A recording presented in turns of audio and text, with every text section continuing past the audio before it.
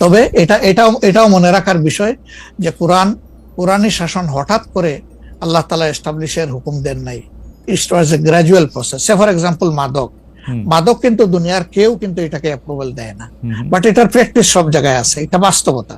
তো সেই মদ যখন হারাম ঘোষণা করা হয়, নিষিদ্ধ করা হয়, তখন কিন্তু 3 পর্যায়ে গিয়ে চূড়ান্ত ভাবে এটা নিষিদ্ধ করা হয়েছিল।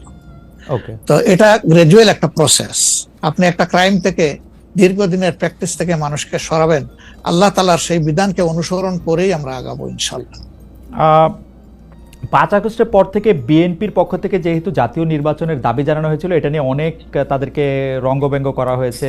জামায়াতে ইসলামী মাঝামাঝি থেকে ফেব্রুয়ারি ইলেকশনের কথাও বলেছে, রোজার পরেও ইলেকশনের কথা বলেছে, রোজার আগেও ইলেকশনের কথা বলেছে, কিন্তু আমরা দেখতে পাচ্ছি জামায়াতে ইসলামী 300 আসনে প্রার্থী ঘোষণা করে ফেলেছে। আপনারা যদি পরে কোনো রাজনৈতিক জোট করেন বা পরে যদি কোনো ধরনের রাজনৈতিক সমঝোতার মাধ্যমে জাতীয় সরকারের একটা আবহ তৈরি হয়, তাহলে কি হবে? আপনারা এখনই জোট ঘোষণা করে ফেলেছেন, সেটা কেমন হলো? আলহামদুলিল্লাহ, এটা আমাদের সাথে যাদের ইন্টারেকশন আছে তারা সবাই জানেন। আমরা বলেছি যে এটা আমাদের অফিসিয়াল ঘোষণা না, এটা হলো প্রাথমিক সিলেকশন, এবং সমস্ত আমাদের নমিনি যারা হবেন তাদেরকে সেম মেসেজ দেওয়া হয়েছে যে জাতীয় বৃহত্তর স্বার্থে যে কোনো সময় যে কোনো পরিবর্তন যে কোনো আসনে আসতে পারে। আমাদের সংগঠন এটার জন্য পূর্ণ প্রস্তুত। প্রয়োজনে আমার থেকেই পরীক্ষা শুরু হবে, কোনো অসুবিধা নেই।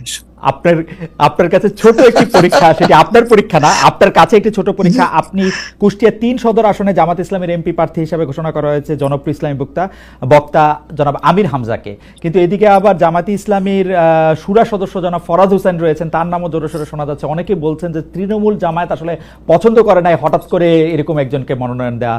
এই বিষয়টাকে আসলে আপনি কিভাবে দেখেন? শুধু জনপ্রিয়তার জন্য না, নট দ্যাট। আমরা যখন কোনো জায়গায় নমিনি সিলেকশন করি তখন 2টা জিনিস আমরা বিবেচনায় নেই। একটা হলো যে এই নমিনির ব্যাপারে স্থানীয় সংগঠনের যারা নেতাকর্মী আছেন তাদের দৃষ্টিভঙ্গি কি, 2 নম্বর হচ্ছে জনগণের দৃষ্টিভঙ্গি কি। এই 2টা বিষয়কে আমরা বিবেচনায় নিয়েই প্রার্থী সিলেকশন করি। এবং এটা যেগুলো শুনতেছেন, অনেক সময় আমাদেরকে অতি ভালোবাসেন যারা, ওই যে আপনি একবার আমাকে জিজ্ঞেস করলেন যে আপনাদের ব্যাপারে এত বিরোধিতা করে কেন, আমি বলছিলাম যে তারা অত ভালোবাসে তো অনেক বেশি, এই জন্য আমাদেরকে নিয়ে কসলাইতে হবে। জনাব আমির হামজার বিরুদ্ধে যে দুটি বক্তব্য বেশি সামনে আসছে, তিনি একবার বলেছিলেন যে তার 14 গোষ্ঠী সবাই আওয়ামী লীগ করেন। 2 নাম্বার হচ্ছে যে এই জুন মাসেও জনাব আমির হামজা নিজ এলাকায় মোটরসাইকেল শোডাউন করেছেন, যেই শোডাউনের রাজনীতি অ্যাপারেন্টলি আপনারা উৎসাহ দেন না, কিন্তু তাকে এটি করতে দেখা যাচ্ছে। হ্যাঁ, আমরা তার দৃষ্টি আকর্ষণ করেছি। ওকে, আমরা এই ব্যাপারে দৃষ্টি আকর্ষণ করেছি যে পাবলিক ইনকনভিনিয়েন্স হয় এমন কোনো কাজ আমরা করব না, যত দূর সম্ভব এটা আমরা অ্যাভয়েড করে চলবো। এটা আচ্ছা, আমরা আরেকটা প্রসঙ্গে আসি যে লন্ডনে ডক্টর মোহাম্মদ ইউনূস এবং জনাব তারেক রহমানের বৈঠকের পর যৌথ বিবৃতির প্রসঙ্গে জামায়াতে ইসলামী একটা শক্ত অবস্থান নিয়েছে। তারা বলেছে যে বৈঠককে তারা স্বাগত জানিয়েছেন, কিন্তু যৌথ বিবৃতিটা তারা পছন্দ করেন নাই। এই কারণে জাতীয় ঐক্যমত্য কমিশনে তাদের অংশগ্রহণও তারা একদিনের জন্য বয়কট করেছেন, মানে আপনারা বয়কট করেছেন। পরে আবার ডক্টর মোহাম্মদ ইউনূস আপনাকে ফোন করেন এবং সেই টেলিফোনের পরে আপনি ডক্টর মোহাম্মদ ইউনূস টেলিফোনে কি বলেছিলেন আপনাকে, সেটাকে আমাদের একটু বলা যাবে? না, উনি আসলে সেখানকার পরিবেশটাই তুলে ধরেছেন সামগ্রিকভাবে যে কেন উনি এটা করতে গেলেন। আমাদের কনসার্নের জায়গা ছিল যে তিনি নির্বাচনের একটা টাইম লাইন, ডেট না, একটা টাইম লাইন ঘোষণা করেছিলেন যে এইটা ফার্স্ট হাফ অফ এপ্রিল কোনো একটা সময়ে নির্বাচন অনুষ্ঠিত হবে এবং নির্বাচন কমিশন সেই ব্যাপারে তারিখ নির্ধারণ করে তারা শিডিউল দেবে। এটা কিন্তু সবগুলা দলের সাথে সিরিজ অফ টকের পরে, উনি সরাসরি আলোচনার পরে এটা করেছিলেন। এরপরে তিনি লন্ডনে গিয়েছেন। তারেক রহমান সাহেব যেহেতু দেশে নেই এবং তিনি কার্যত বিএনপির এখন হইলেন নির্বাহী প্রধান, ভারপ্রাপ্ত চেয়ারম্যান, তার সাথে একটা বৈঠক হওয়াই উচিত, হইতেই পারে, এটা তো ভালো, এটা খারাপ কি? রাজনীতিতে ডায়ালগই তো উত্তম সমাধান। এবং বিএনপির কিছু কনসার্ন ছিল, তার সাথে আলোচনার মাধ্যমে সেটা যদি দূর হয় এটা তো ভালো, জাতীয় জীবনের জন্য ভালো, জাতীয় রাজনীতির জন্য ভালো। কিন্তু যেটা সকল দলের সাথে আলোচনা করে তিনি একটা টাইম লাইন দিলেন, শুধুমাত্র একটা দলের সাথে আলোচনা করে সেটা থেকে এইভাবে তার প্রকাশ্যে ঘোষণা দেওয়া, যদিও তিনি ডেফিনেটলি বলেন নাই যে রমজানের আগেই হবে, তিনি বলেছেন যদি এই জিনিস ফুলফিল করা যায় তাইলে সেটা আগেও চিন্তা করা যেতে পারে, কিন্তু সেটা ভালো হতো। আমাদের বক্তব্য হচ্ছে ভালো হতো দেশে এসে তিনি তাকে বলতেন যে আমি সম্মানের সাথে আপনার কথা শুনলাম, আমি মনে করি আপনার কথাগুলো লজিক্যাল, আমি দেশে গিয়ে আবার দলগুলোর সাথে একটু আলাপ করবো, করে এটাকে কিভাবে শেপ দেওয়া যায় আমি চিন্তা করব, আপনি আমার উপর আস্থা রাখতে পারেন। That was good. কিন্তু এটা না করে সেখানে এটা ঘোষণা দেওয়াটাকে আমরা সঠিক মনে করি নাই। আমরা মনে করি যে ক্ষমতার ভারসাম্য একদিকে হেলে গিয়েছে এবং জাতি একটা রং মেসেজ পেয়েছে। এই জন্য আমরা আমাদের এই পর্যায়ে এটা আমার একটা প্রশ্ন, আপনার কাছে কি মনে হয় পরবর্তী জাতীয় সংসদ নির্বাচন আসলে কোন দিন কোন মাসে হবে? আমি ঠিক এটা জানি না, তবে আমি মনে করি যে এটা এপ্রিল পাড়ি দেবে না কোনো অবস্থায়। আর ফেব্রুয়ারিতে হলে আমিই বলেছি সবার আগে, আপনি বলেছেন যে হ্যাঁ, যে ফেব্রুয়ারিতে হলে এটা বেস্ট, কারণ এই সিজনটা আমাদের জন্য কমফোর্টেবল সিজন ইলেকশনের জন্য। আপনার কাছে কি মনে হয় আপনার মনে কি এরকম একটা সম্ভাবনা আপনি দেখতে পান যে এটা রমজানের পরেও আসলে যেতে পারে? সেই ক্ষেত্রে রমজানের সময় আপনাদের ক্যাম্পেইন করতে হবে। বেশিরভাগ সময় আমরা দেখি যে রমজানের সময় ধর্মপ্রাণ মুসলমানদের অনেকেই আসলে দুনিয়াবি কোনো জিনিসের মধ্যে থাকতে চান না, সেই ক্ষেত্রে ভোটের মানে এখনো কি? আমার মনে হয় যে রমজানে তো আমরা সব ধরনের সব কাজই তো করি, কাজ তো আমরা বাদ দিই না কোনো, রাইট? অফিস আদালত ব্যবসা বাণিজ্য সবই তো করি, খেত খামার যার যেটা আছে। রমজান আমাদের জন্য কোনো সমস্যা না, রমজান কারোর জন্যই সমস্যা হওয়া উচিত না। কোন দল বলেছেন যে রমজানে ক্যাম্পেইন করতে গেলে অনেক ইফতার মাহফিল হবে, সেখানে প্রচুর টাকা খরচ করতে হবে, আপনি করবেন না। আপনি ইফতার মাহফিলে মেহমান হিসাবে গিয়ে খেয়ে আসবেন, দোয়া করে দিয়ে আসবেন, অসুবিধা কি? আপনাকে টাকা খরচ করতে হবে কেন? ওই সময় তো এমনিও টাকা খরচ করা ঠিক না, শিডিউল ডিক্লারেশন হয়ে যাওয়ার পরে মানুষকে খাওয়ানো ঠিক না। আপনি খাবেন, অসুবিধা কি? দাওয়াত দিলে যাবেন, খাবেন, কথা বলবেন, মিশবেন, হাত মিলাবেন, এটাও আপনার নির্বাচনী কাজকে আগাবে, কোনো সমস্যা তো নাই। আপনি কোনটা প্রেফার করবেন, মানে ইলেকশনের ডেট ফেব্রুয়ারি আর এপ্রিল? আমরা তো প্রেফার করে বলেছি বেস্ট হইলো ফেব্রুয়ারি, কিন্তু এপ্রিলে হইলে কোনো অসুবিধা নাই। আমরা মনে করি এপ্রিলে হইলে অসুবিধা নাই, তবে এটা ক্রস করা উচিত নয়। এপ্রিল ক্রস করা উচিত না, কোন অবস্থায় উচিত হবে না।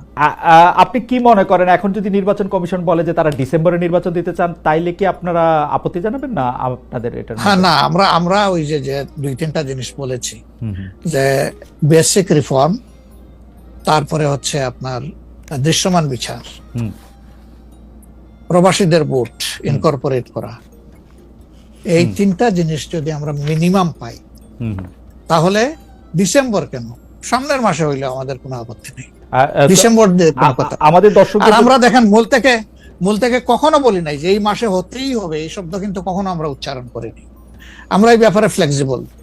আমরা প্রধান উপদেষ্টার কমিটমেন্টের উপরে রেসপেক্ট শো করতে চাই।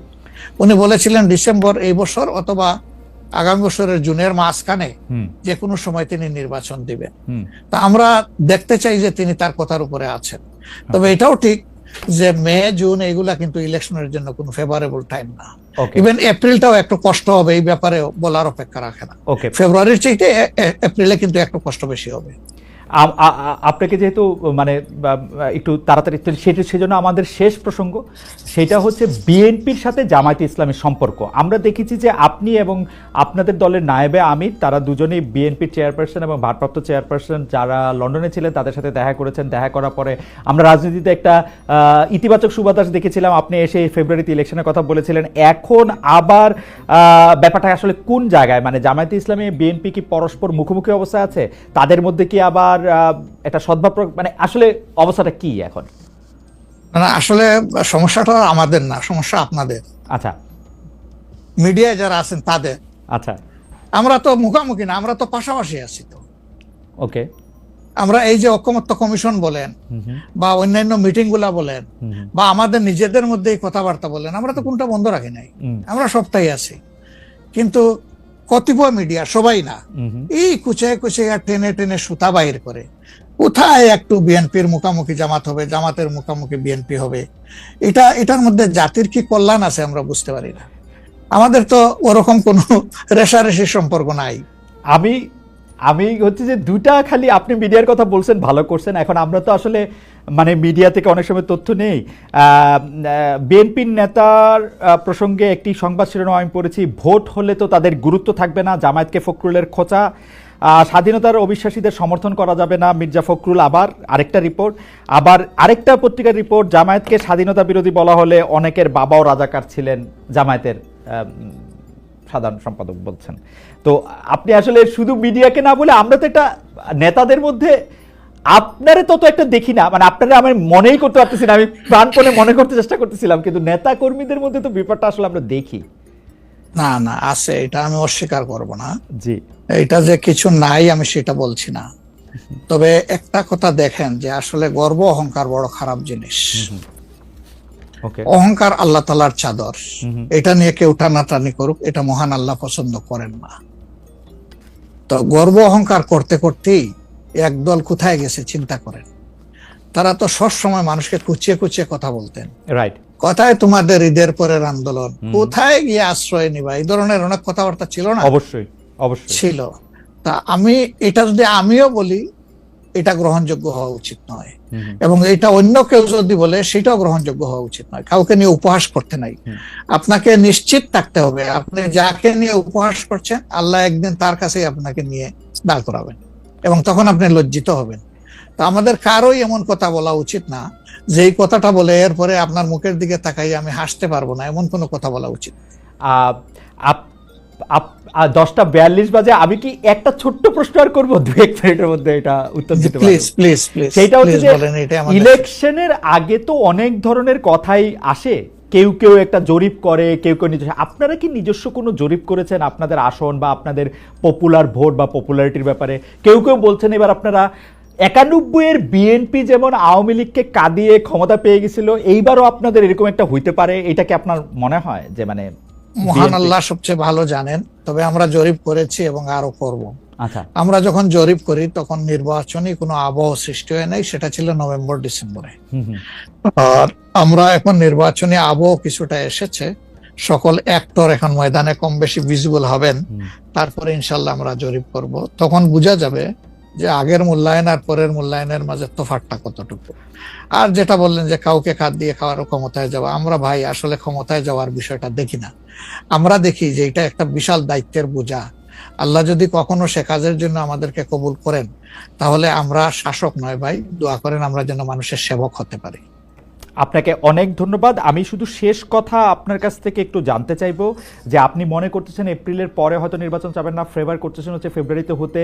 আপনি কি আমাদের দর্শকদের উদ্দেশ্যে কিছু বলবেন যাতে একটা নির্বাচনী বা গণতান্ত্রিক আবহাওয়ার মধ্যে যে যার মতো করে আসলে সৎভাবে তার নির্বাচনী ক্যান্ডিডেট বা তার পছন্দের মানুষ বাছাই করতে পারে? এই প্রসঙ্গে থ্যাংক ইউ আমাকে শেষ সুযোগ দেওয়ার জন্য। অবশ্যই প্রথমে আমি দর্শকদের উদ্দেশ্যে বলবো যে অনেক ত্যাগ এবং তিতিক্ষার বিনিময়ে আমাদের স্বাধীনতা পাওয়া, আমাদের 24-এর এই পরিবর্তন পাওয়া, এটাকে আমরা যেন সঠিকভাবে সম্মান করি, মূল্যায়ন করি, এবং দেশে একটা সুশাসন কায়েমের জন্য অবশ্যই পূর্ব শর্ত হচ্ছে একটা ভালো নির্বাচন, সুষ্ঠু নির্বাচন, গ্রহণযোগ্য নির্বাচন।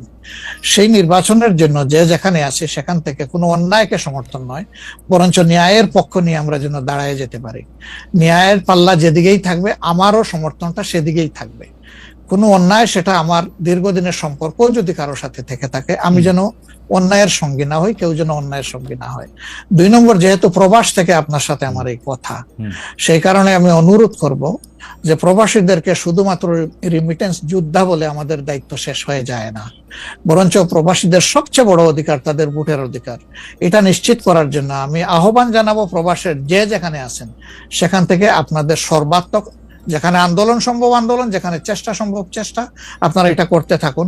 আমরা এই ব্যাপারে অত্যন্ত দৃঢ় প্রতিজ্ঞ যে এটা হওয়া উচিত। নির্বাচন কমিশন স্বীকার করেছে, সরকার স্বীকার করেছে, কিন্তু এখন পর্যন্ত দৃশ্যমান কোনো পদক্ষেপ নেওয়া হয়নি। আমরা উদ্বিগ্ন। আপনাদেরকেও এগিয়ে আসার জন্য আমি আহ্বান জানাবো, যারা বিশেষ করে প্রবাসে আছেন। ভোটের অধিকার ছাড়া অনেকগুলো বেসিক জিনিস আছে, আমি বারবার এগুলা বলেছি, সেগুলো আমাদের কনসার্ন, এবং আমরা কমিটেড। দেশ এবং বিদেশে যারাই আমাদের আছেন তাদের অধিকারের ব্যাপারে আমরা কারোর সাথে কোনো কম্প্রোমাইজ করব না ইনশাআল্লাহ।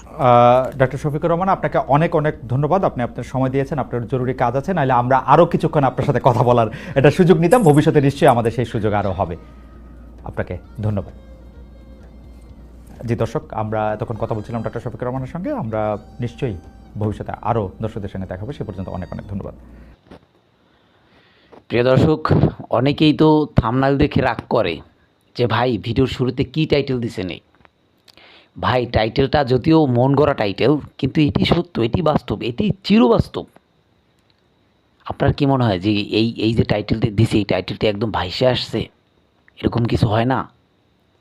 অনেক সময় প্রশ্ন করা হবে আপনাকে যে আপনি এই যে আওয়ামী লীগ ক্ষমতায় নাই, আপনাদের এখন মোটামুটি ক্ষমতা, এলাকায় শহরে কিভাবে আপনারা সালিশ বিচার করতেছেন সেটি তো জনগণ দেখতেছে।